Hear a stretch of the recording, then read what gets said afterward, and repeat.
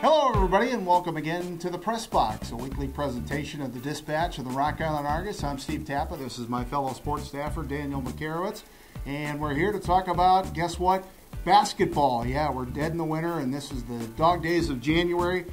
The Western Big Six season hitting the halfway point this weekend, and of course it's Rock Island at Moline. What a great game. And you would hope that both teams would be coming in on a lot of momentum.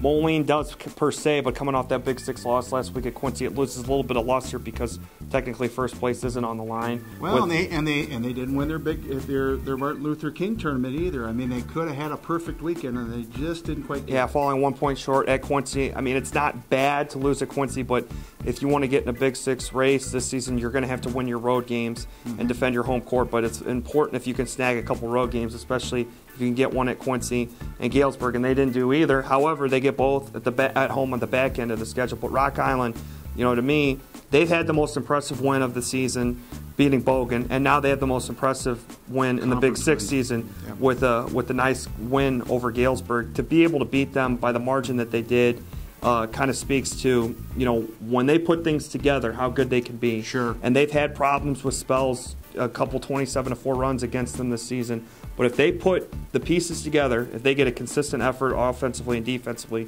I mean, that's how they can beat opponents, the way they did against Galesburg on Friday night. Absolutely, yeah, and they've been really impressive. I think really good in conference games. Non-conference they've struggled, but nobody's played a tougher schedule in the league than Rock Island. And I think that's shown in the conference. It's not even close how good Rock Island's schedule's been. I mean, if your worst loss is Springfield Southeast or Bloomington, you've played a pretty good schedule. Yeah, on the road. Both of them, yeah, exactly. So Rocks roll into Wharton Fieldhouse. Moline needs this game to stay in the conference race. 3 games. We've talked about it before. Three losses in the conference, pretty much a death knell.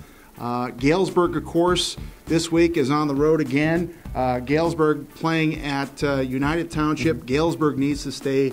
It needs a win to stay in step with Rock Island. And UT, what are they going to do? Are they going to continue to build on the momentum they established from the win over Alleman, or are they going to regress? I mean, that's kind of how the story's been. I mean, their last win, they talked about when they beat Plainfield East, hey, this could be a streak starter. That was a good win. Yeah. That could be a streak starter. Instead, they hadn't won since then. It's a losing streak that lasted almost a month.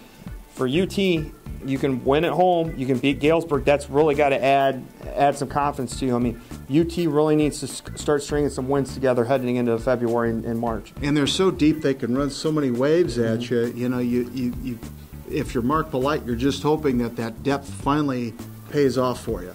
And that's the key. And I think with him, he's trying to find that right mixture of guys, and they just need to find that consistency. If they can get some consistency out of their lineup, they should be able to could play a spoiler role down the stretch in the Big Six. Yeah, because they can really run you from baseline to baseline. Third game this week, Quincy is at Alleman at Don Morris Gym. What's the chances of the Pioneers pulling another magical upset at Don Morris? If they shoot 24%, 0. Yes. If they can.